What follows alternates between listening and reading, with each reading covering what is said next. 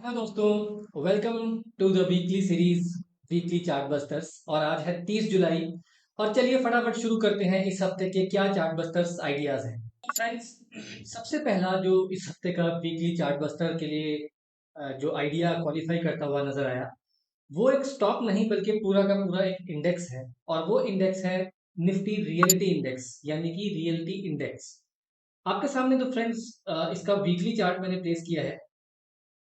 As you can see कि पिछले हफ्ते हमने देखा कि काफी अच्छी बुलिश ब्रेकआउट इस चार्ट पर आता हुआ नजर आया।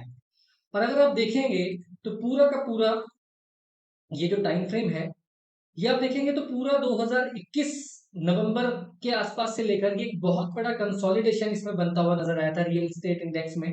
और एक अच्छा सा एक बेस बनाने के बाद इसमें एक ब्रेकआउट इस हफ्ते हमने आते हुए देखा।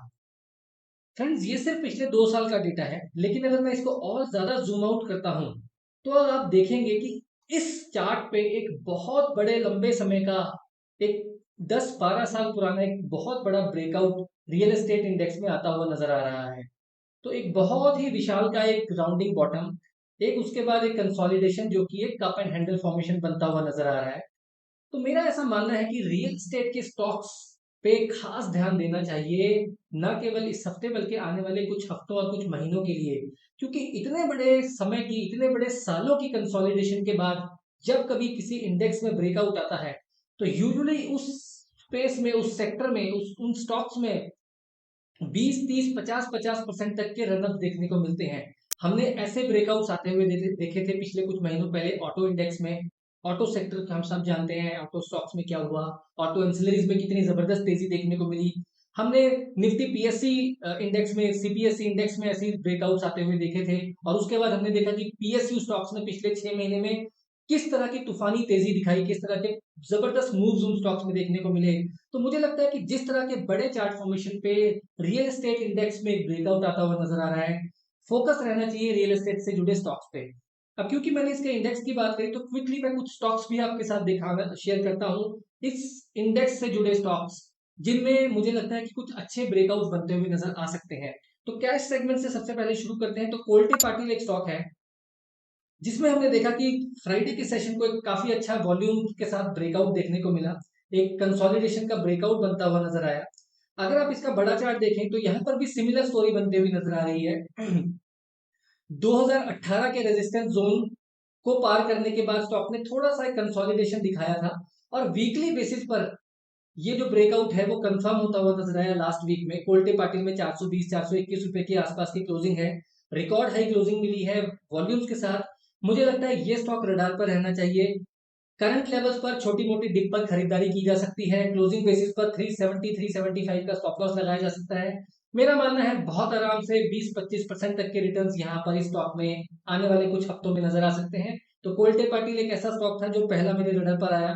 दूसरा इसके बाद लोधा डेवलपर्स, इसी स्टॉक सेक्टर से जुड़ा स्टॉक, इसमें भी हमने देखा लगातार पिछले कुछ हफ्तों से हाइज बनते हुए नजर आ रहे थे। प्राइस वॉल्यूम एक्टिविटी बढ़ते हुए नजर आ रही थी, वॉल्यूम पिकअप हो रहे थे।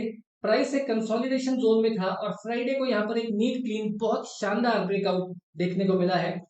तो मुझे लगता है कि लोधा डेवलपर का भी चार्ट जो है वो काफी इंटरेस्टिंग बनता हुआ नजर आ रहा है। अगर आप देखेंगे यहाँ पर भी प्रीवियस ऑल टाइम हाइज के आसपास निकालता हुआ ये स्टॉक नजर आ रहा है।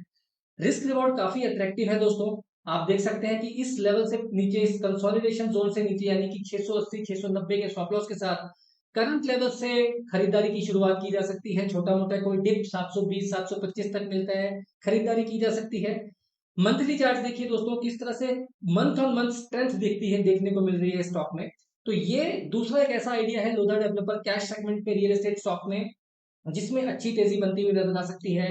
15-20-25% तक का रनअप शॉर्ट टर्म में देखने को मिल सकता है। और ऑफकोर्स बुल रन में टारगेट्स अक्सर अपसाइड के रिवाइज करने पड़ते हैं, जिस तरह की बड़ी तेजी स्टॉक्स में देखने को मिलती है तो वो हम रिव्यू कर सकते हैं। अब एफ एंड स्टॉक्स की अगर मैं बात करता हूं तो डीएलएफ पर नजर डालते हैं जरा क्विकली, यहाँ पर क्या देखने को मिला। Friends, monthly chart, weekly chart में अगर आप देख सकते हैं तो किस तरह से एक शानदार साइडवेज कंसोलिडेशन यहाँ पर बनता हुआ नजर आ रहा था। हमने देखा कि पिछले हफ्ते डीएलएफ के नंबर्स आए थे, स्टॉक में एक शार्प एक छोटा सा करेक्शन देखने को मिला। 480 रुपए का सपोर्ट टेस्ट किया और अगले 3 ही दिन में जबरदस्त खरीदारी के साथ स्टॉक ने वीकली हाईज नए 52 वीक हाई पर वीकली क्लोजिंग दी है।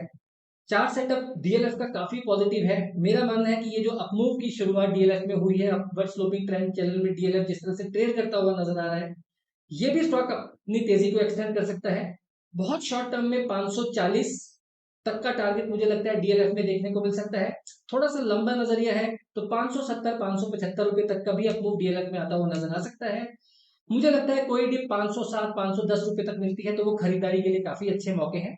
तो डीएलएफ दूसरा स्टॉक है एफ एंड स्टॉक का, जो कि एक अच्छा ब्रेकआउट दे चुका है, चार्ट बस्टर के लिए क्वालिफाई करता है। ओबरॉय रियलिटी फ्रेंड्स, ये दूसरा स्टॉक है एफ एंड ही स्पेस का, जो कि एक बहुत जबरदस्त तेजी दिखा रहा है। इनफैक्ट वो स्टॉक्स जो इंडेक्स से पहले ही ऑल टाइम हाई पर है, वो रियल रिलेटिव स्ट्रेंथ जो कंसेप्ट हम कॉइन करते हैं, जो टॉस करते हैं, परफेक्ट एग्जांपल है किस तरह से स्टॉक्स रिलेटिव स्ट्रेंथ दिखाते हैं। इंडेक्स में अभी ब्रेकआउट आता हुआ नजर आ रहा है, लेकिन ये आपके सामने ओबरॉय रियलिटी का वीकली चार्ट है।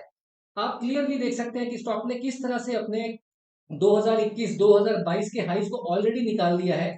एक अच्छा बेस बनता हुआ नजर आ रहा है। यहाँ पर भी कंटिन्यूएशन पैटर्न है, एक असेंडिंग ट्राइंगल बनता हुआ नजर आया, आप देख सकते हैं। ये ट्रेंड लाइन, ये एक असेंडिंग ट्राइंगल की एक लोअर लाइन जो स्लोपिंग अपवर्ड है, और इन दोनों लाइन का ब्रेकआउट स्टॉक ऑलरेडी दे चुका है। तो ये स्टॉक भी बिल्कुल क्वालिफाई करता है चार्ट बस्टर के लिए। मुझे लगता है इस स्टॉक में भी काफी अच्छा पोटेंशियल है। स्टॉक में 10-12-15% तक की मूव शॉर्ट टर्म में आती हुई नजर आ सकती है। 1119 1115 रुपए के आसपास का क्लोज है। करंट लेवल से लेकर थोड़ा बहुत डिप मिलता है 1090 1095 तक तो खरीदारी की जा सकती है। और शॉर्ट टर्म ट्रेडर 1030 1025 के स्टॉप लॉस के साथ यहाँ पर भी खरीदारी कर सकते हैं। तो दोस्तों, रियल एस्टेट स्पेस एक काफी यूनिवर्सल, एक काफी बड़ा स्पेस होता है। ना केवल अगर रियलिटी इंडेक्स में ब्रेकआउट आया है तो ना केवल वो स्टॉक्स जो डायरेक्टली रियल एस्टेट के बिजनेस में है उनमें अच्छी तेजी बनती हुई नजर आएगी, बल्कि जुड़े हुए स्टॉक्स जैसे कि मेटल्स, जैसे कि सीमेंट्स, कंस्ट्रक्शन से जुड़े,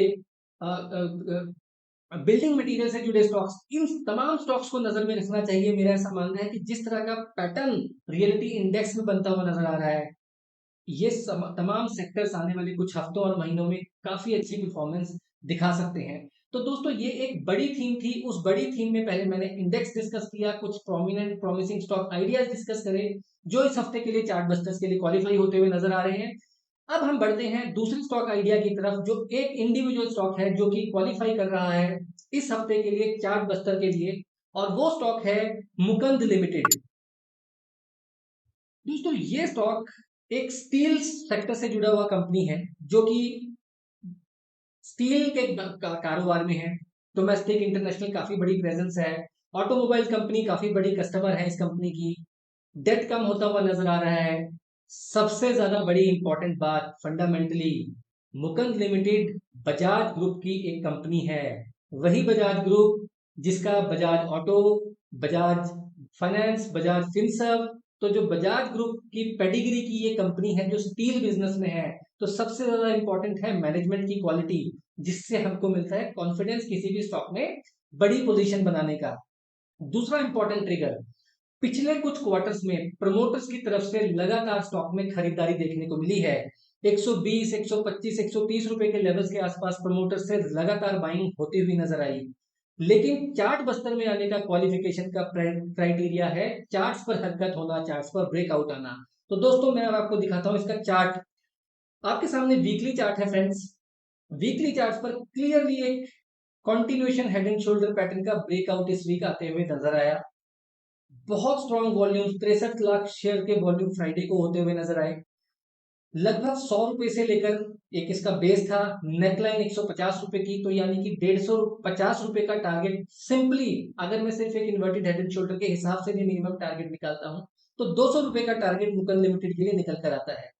लेकिन उससे भी बड़ी बात यह है कि अगर आप इसका एक लॉन्ग टर्म चार्ट देखते हैं, वीकली चार्ट में अगर फ्रेंड्स आप देखते हैं, तो स्टॉक ने किस तरह से 160 रुपए का जो रेजिस्टेंस है, वो करीब 10-12 साल पहले एक बार यहाँ पर हाई बना था। उसके बाद ये सिमिलर हाई टेस्ट होता हुआ नजर आया 2022 में, और अब ये इन्वर्टेड हेड एंड शोल्डर का ब्रेकआउट बनता हुआ जो नजर आ रहा है। जैसे ही स्टॉक 160 162 रुपए के ऊपर लॉन्ग टर्म ब्रेकआउट देगा, ये स्टॉक पहुंच जाएगा अनचार्टेड ट्रेजेक्टरी में, अनचार्टेड टेरिटरी में, और इसके लिए एक नई रीरेटिंग, नया टारगेट, नई लाइफ शुरू होती हुई नजर आएगी। उस केस में ये जो 200 रुपए का टारगेट जो मैंने सुझाया है, ये बहुत छोटा लगता हुआ नजर आ सकता है। अगर आप एक लंबी कॉल लेंगे, कुछ महीनों की, कुछ क्वार्टर्स की, या 1-2 साल की, तो मुकुंद लिमिटेड मेरी तरफ से इस हफ्ते के लिए एक वीकली चार्ट बस्टर आइडिया है, जो कि हर पैरामीटर पर बहुत प्रोमिनेंट, बहुत प्रबल दावेदार है। एक काफी अच्छी मूव का 157 रुपए के आसपास के करंट लेवल्स हैं। फ्राइडे के सेशन को एक ब्रेकआउट आता हुआ नजर आया है। थोड़ा बहुत कोई भी पुल बैक मिलता है 150 रुपए के आसपास, रीटेस्ट होती है नेकलाइन 150 145 रुपए के आसपास, तो पोजीशन को एक्यूमुलेट करने का, एड ऑन करने का एक सुनहरा मौका हो सकता है। शॉर्ट टर्म ट्रेडर्स 130 135 138 रुपए के नीचे का क्लोजिंग बेसिस पर स्टॉप लॉस लगा सकते हैं, और अपसाइड में रिव्यू करते चले, स्टॉप लॉस ट्रेल करते चले। 160 165 रुपए के ऊपर स्टॉक देगा एक ऑल टाइम हाई, एक नई बड़ी नेकलाइन, लॉन्ग टर्म रेजिस्टेंस के ऊपर का ब्रेकआउट, तब इसमें असली खरीदारी होती हुई नजर आएगी, और तब ये बनेगा एक मल्टी बैगर स्टॉक आइडिया। तो फ्रेंड्स, ये थे इस हफ्ते के कुछ weekly chart busters idea. I hope आपको पसंद आ रहे हैं ये सब आइडियाज। अगर पसंद आ रहे हैं तो प्लीज अपना प्यार दिखाइए, मेरे चैनल को लाइक कीजिए, शेयर कीजिए और सब्सक्राइब कीजिए। Thank you so much.